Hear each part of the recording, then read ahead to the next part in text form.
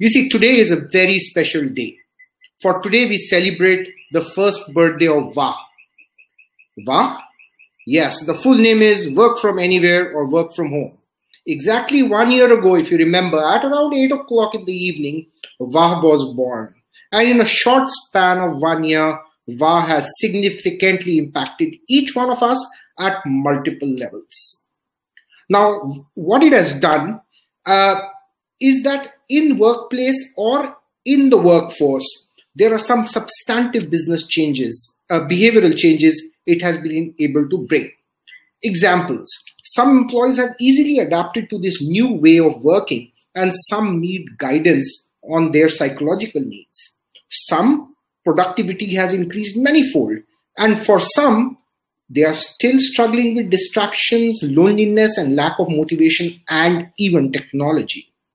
One thing is certain: work from here and work from anywhere and work from home is here for good. It will grow with us and give us challenges and opportunities every single day. With this backdrop, it's my pleasure to introduce our speakers. Pawan Singh, he's the head of marketing for India's most iconic brand, Amul. Ajoy Salve is a senior HR leader and vice president at Express Bees, which is one of the fastest growing express logistics service providers.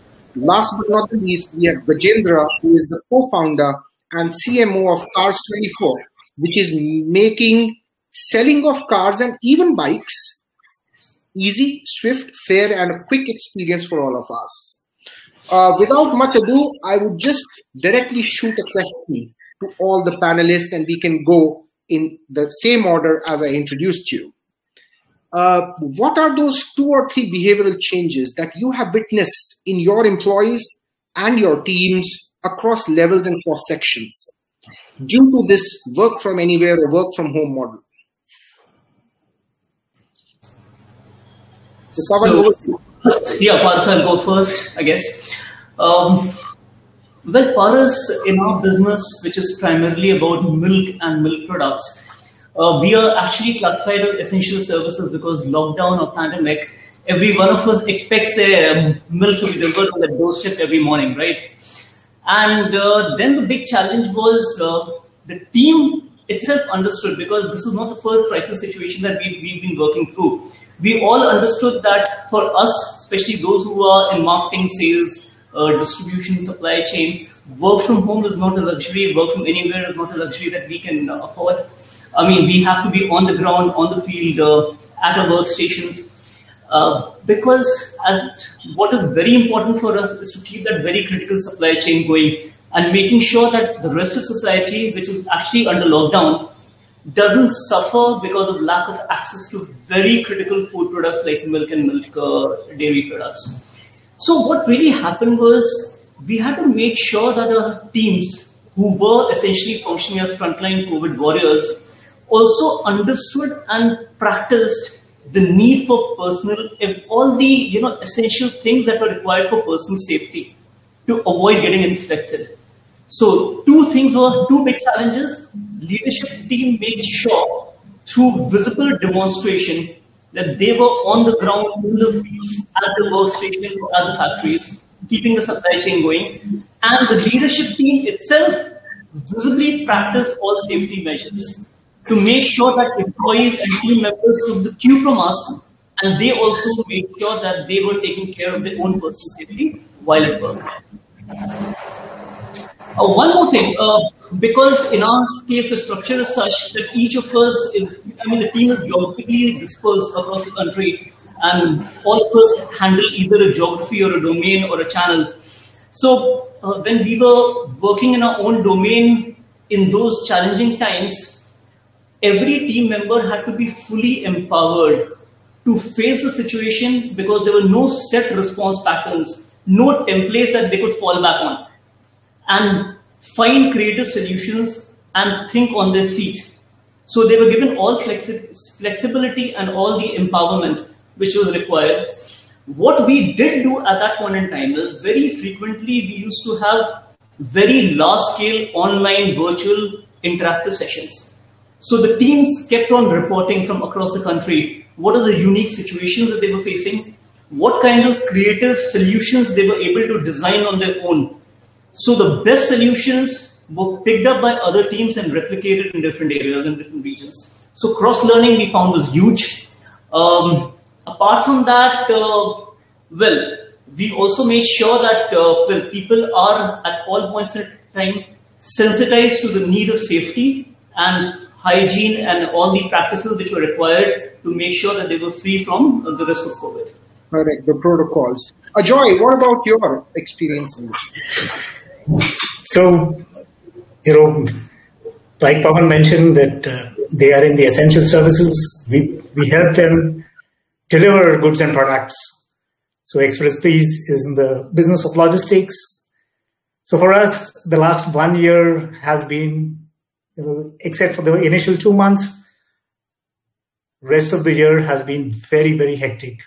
I think we have seen 2.5 to 3x kind of volumes coming in over a period of time. Having said that, I think what we have realized with our employees and the kind of behavior change that has happened is there is a stronger sense of ownership because of the fact that we are, servicing 18,000 PIN codes across the country, more than close to 1,000 cities. It becomes, and each center is an entity in itself, where people started showing a greater sense of ownership and responsibility. So that was a major behavioral shift that we saw. Also, this whole last year has created a huge sense of belongingness. There's so much that has happened in personal and professional lives of people. You've seen a lot of people losing jobs. You've seen financial crisis happening in families. You've seen, loss of income, personal privacy. All of this has kind of inculcating a stronger sense of belongingness and ownership to the organization, to the vertical in which we are. So these, I think, are the behavioral changes that we have seen among our people. Thank you, Ajoy. Vijendra, from your side. Hi, I echo thoughts of Ajoy and Pavan, and I think safety being paramount in the last 1 year, I guess all of us have learned that now safety is single number one priority for all of us to sustain, to continue, and to grow. And also, I think I echo again what Ajoy has rightly pointed out, the ownership, right? The sense of ownership. While we all used to talk about it before pandemic, but having everyone working remotely at the same time, doing the job what they're supposed to and what they're required to, doing without any constant supervision or hand holding, at the same time, realizing the deadline. That's something which has improved drastically. And I think the behavioral change, is ultimately you are a product of your habits, right? What habits has changed in last 1 year? Another part which I would want to highlight is the trust on your employees. That is very fundamental, hygiene, what we all look for whenever we are, working with our colleagues, peers, and everyone. But I think last 1 year, I personally, as well as all my colleagues as well, we developed a strong, deep trust with our team that I empower you to do the job what you're supposed to, and I completely trust on you that you will do in complete in a full capacity, right, and full authority as well. So I think that the degree of trust, what was before and what it is now, has significantly changed and improved, and actually it has helped us as well become more closer to each other than we were before. So that is a fundamental change what I believe has come in our behavior. Another part which I think is important, which all of us has learned over the period of last 1 year, is that the power of communication, right? When you are sitting in a boardroom, in a meeting room, and everything, a lot of part you communicate with your body language, with your aura and everything, which is not the case anymore, right? And so what we did, interestingly, almost a year ago, is that we kind of moved to an approach where we started having a silent meeting approach. Means the host of the meeting is going to draft a document of the project what you're working on, and all the participants of the meeting are going to put their comment. So what it has done tremendously is that it increased the participation from each and every individual within team. And what earlier used to happen, that usually meetings were overtaken by one or two folks who were kind of drifting the meeting away. But this silent meeting approach kind of helped us collaborate, which we could not do because all of us are working remotely. So that's second, I would say, most prominent change what we were able to inculcate within the team. And I think the other two things which I believe have fundamentally shifted, and I think it will carry on as well when we as we are gradually moving back to a new normal. Thanks, Gajendra. Imagine silent meetings, right? So I heard safety paramount, empowerment, creativity has gone up, ownership, trust that Gajendra talked about, and the way we communicate changed. A very sharp question to each one of you, and a very personal one, which is, what are the changes that you've seen in yourself pre-COVID, pre-VAH, pre-365 days? And if you can share with us one personal mindset that you had then that got challenged and got changed. And let's start with Gajendra this time. I think you worked 1 year from your hometown, right, Gajendra? So yeah, definitely. So to the audience, right? As soon as the lockdown was announced, prior to that, I moved back to my hometown, and my hometown is a very small town in Rajasthan called Barmer, and I spent last 1 year working out of my parents' home, and I think that is the longest time I ever spent in the last 20 years with my family. Talking about that, I think the one realization what I personally had is that I think the amount of time what you invest with your family, at the same time you want to balance the work what you have. We have been challenged to do so while by constraint, by staying at home and still working. And I think it took us a month or 2 months because we're all struggling. Frankly speaking, we're all struggling because everything changed very suddenly. But after that, I think we were able to balance out that spending time with the family, at the same time you can work. So now I am personally more confident that even if we had to continue working from home, your work will not suffer. At the same time, I have a new image. I believe that the time what we were earlier spending so much at work may not be required that much, right? You can still work from home, spend more time with the family, at the same time do justice to what you're doing on a daily basis. So I think that's the realization what I have. Thank you. Ajoy, from your side, please. I think the empathy quotient for me has increased. And I'm sure with all of us, it is the same, because you've seen people around who have struggled in various aspects of life in the last 1 year, whether it is loss of life, loss of job, loss of financial security, personal privacy, all of that. I am able to empathize more with people around, not just in the workplace, but also generally as a community, as a society. And I think whenever I come across a situation which I would have looked at from a business point of view, I now look at it more from a people point of view, and I'm more empathetic about it. The other thing that has happened is, this whole last year has made it possible to have a mindset of possibilities. Because that everything is possible.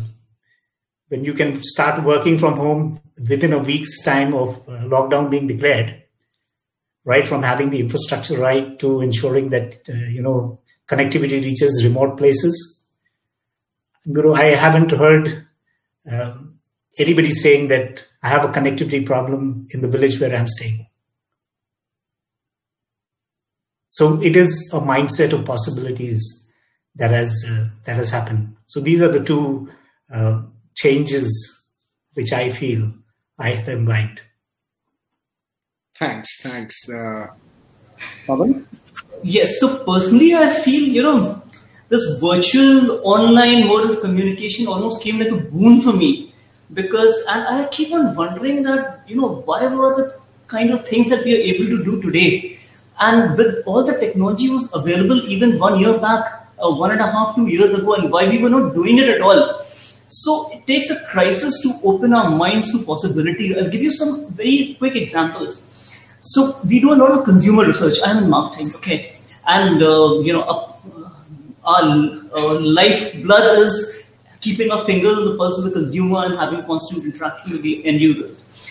Now, during these COVID times, I'm able to carry on my focus group discussions, qualitative consumer research, in-depth one-on-one interviews with people. They could be in Kohima, they could be in Imphal, they could be in Cochin, Trivandrum, Ladakh, anywhere. As long as there's connectivity, I am able to have one-on-one, in-depth interaction with my end users. I'm able to, earlier I used to visit maybe 2 or 3 markets physically every month. Today I'm able to virtually do 2 market visits. It could be anywhere in this country or beyond every single day. And I'm able to interact with my distributors, channel partners, retailers. Not only that, when I'm interacting with someone, I'm looking at I have one eye on the visual on the retail space. I have the other eye on the same split half of the screen and looking at my business numbers at the same time. And the conversations go on so smoothly. I keep on wondering, why did we not realize the possibilities of all this? A year ago, say 2019, all this technology was available to us. There's nothing new which has happened in terms of, the technology coming to us. It was all there. It's just a mindset that we had. Every meeting had to have a ritual to it. There had to be travel. People were supposed to have face-to-face interactions. All relevant people in the same premises, in the same room, seated across the table. Now, all that's changed completely. It could be like you said at the beginning of the session, we could be anywhere and anywhere. But work goes on and work goes on beautifully. I'm able to pack in more work in the same amount of time. So efficiency has gone up, productivity has gone up, and the strike rate has improved. So I guess this has not been all that bad from the learning point of view, from personal evolution point of view. Wonderful. Thank you. Thank you for those insights. You see, there will be some hard-hitting implications of this behavioral change that we just talked about at the workplace. Now, let's take the workplace as the leaders and the people managers and the staff organization. And my question is, in your opinion, what do we need to do to stay relevant in this space as leaders, people managers, and as employees in the organization? How do we need to transform, reskill, update ourselves so that we stay always ahead of the curve? What are your thoughts? Anyone can start and then others can chime in. Right, I'll take it. So I think people managers across, whether they're leaders or just people managers, to me, all of them are leaders. They will have to display stronger communication ability because the world has become a workplace. Gone are the days where you will have offices. So this is going to stay, and interpersonal abilities will take on the higher road. Definitely, there will be a lot of empowerment which will need to be given, which will only be enabled when there is a lot of learning and development being imparted, and people have a sense of ownership. Well, learning will play a vital role so that people, because they're going to be sitting in distance and not working huddled together, they will have to be independent and should be able to drive things on their own. So learning will become one of the biggest cultures in officeless, office. So that to me are the 3-4 things that are going to drive the change. If I could just add to that. So I believe one of the key responsibilities going forward for leadership teams would be to encourage their team members to extensively use technology. Now, technology not just for communication and collaboration, but also for trying to find solutions to new challenges which are coming forward, and also for streamlining and improving existing processes. And the way to do it is through a visible demonstration process, by first demonstrating to the team how we are using technology to improve processes, and thereby letting them take the cue from us, and then encouraging them to use or adopt similar methods within their own scope of work. So I think that is one of the key things that leadership teams have to do now: encourage their teams to focus on extensive use of technology to improve existing processes. One more thing, I believe right now the way forward again would be on management through objectives. That has always been there, there's nothing new about it, but no longer would employers or the management be interested in managing their employees or team members' time. So managing time is no longer important. What is important is now the speed and quality of output. So again, that would be a change. There's nothing new about it, but I think this entire 2020-21, this period and the crisis that we've been through would accelerate the process of switching over to management by objectives and not managing people's time anymore. Yeah, I echo Ajoy and Pavan's thought, and I think talking in the similar lines, I think the one way we kind of told our leaders after the pandemic started that the one thumb rule is over communicate. If you used to communicate in a certain way earlier, try to double it down. So that's a thumb rule for everyone, that do not think that, okay, it's talking about one objective or one project, or clearing out your vision of what you want to achieve. Use all your mediums to communicate because you are not talking to them physically. So over communication kind of became a thing for us to also realize it consciously. Okay, if I used to talk about it, in one meeting, and then it used to be good, perhaps I need to talk about it 2 to 3 times, right? So those sorts of was needed, and the communication is fundamentally a big leadership, right? Leadership, I would say large part of the leadership skill is how you communicate with the team. So we wanted to ensure that even understand the updated importance in the current times of communication is, and there are many tools. Thankfully, internet and technology has enabled us and provided a lot of tools for us to use it. Right, at Cars 24, we use Slack to collaborate between each other. We use Scan. There are a lot of tools which are right now in the market, which kind of helped us, making sure that each and every member of the larger Cars 24 family is updated about what's going on each part of the Cars 24. And the second, which is more softer point, what Ajoy also mentioned earlier, is teaching leader to empathize more than before, right? Because right now all of us are living at home in very different conditions, and the importance of empathy has tremendously increased in last 1 year. And I think as a leader, this is something not everyone is born with it, but consciously when you are working with your team, you got to groom it. There is no other way out in current situation, right? So these are the 2 things which we focused in last 1 year to help a leader, sail through these difficult times. Amazing, very interesting. Stronger communication, over communication, interpersonal empowerment, walking the talk, extensive use of technology. And Pavan, you just talked about Peter F. Drucker's 1954 book, Practice of Management, MBO, and how relevant it is today. Talking of Mr. Drucker, a quote comes to my mind: culture eats strategy for breakfast. And a lot of times we think that, hey, when we have a dispersed team, which is working from anywhere, working from home, how do we build that culture, right?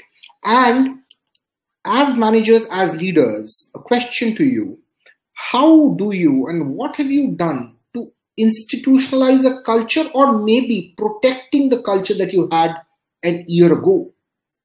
What have you done that culture didn't get diluted in ensuring that's complete regeneration? Shall I take that? Okay. Absolutely. Okay, since you quoted Peter Drucker, well, I will also quote one gentleman that I'm sure all of us have heard of. His name is Dr. Verghese Kurian. He was the founder of Amul. And he said, culture flows from the key values that we not only explicitly state, but also visibly practice within the organization. And in fact, he went on to, while creating Amul, he instilled a certain set of core values into the foundation of this organization, to the DNA of the organization, that, safeguards and keeps that culture intact. So, coming back to your point, well, yes. So, during these unprecedented times when we were all team members were faced with unique situations and challenges, and they were tasked with the objective of finding solutions to problems they'd never faced before. At all points in time, one thing which was very clear was that the core values, whatever the situation might be, the core values would always remain intact, and those were non-negotiable. Right? I think that goes a long way, that regardless of situations, regardless of the fact that team structures would be fairly dispersed and scattered across a vast geography, the culture within the organization more or less remains intact and keeps the organization in shape. Yes, right. Yeah, so, Sorry, go ahead. yeah, so I think the one thing at Cars 24 we did, like I am always believe personally that organization is like what you do is who you are, right? Means like everyone who what they do at workplace, either at office or remotely, is reflection of our culture. And I think coming back to the point where we felt that we all need to trust each other, and to inculcate that in each and every workforce in Cars 24. We have got now more than 3,000 workforce in Cars 24 team, that we were very active in relaying all the information which needs to be flown to everyone. Right? We clearly tell what are the numbers of organization. Right? Even many of the traditional organizations call it confidential, but we were kind of being very open to everyone about telling them about our revenue numbers, about our margin numbers, where we did right, where did we did not do right, or what are the highlights, lowlights of the month, and even the founders, what did they do right or wrong. So being very open, being very candid about to entire organization, no matter which position you are within the company, you have got the entire gist of where organization, in which direction it is moving. So that kind of created a level of trust and transparency within everyone, and that kind of helped us as well, creating that culture where we were able to get the best out of each and everyone, because there was nothing hidden in terms of which side company is flowing and what are the turning events of the company. And all of us know that last year has been a roller coaster ride where a lot of ups and downs happened and a lot of strategies has changed. Right? So we are keeping up to date with everyone about what we are thinking at that moment. And if you're very candid about, we don't know what's going to happen after 2 months, so I can't give you any rosy picture. But this is where we are today. This is what we think. And if our situation changes, our strategy changes, then all of us will know about it. So we're very honest, candid about our thought process, about our even a lot of data as well. So I think that has helped us keep that culture intact, where everyone is working together with full trust and transparency.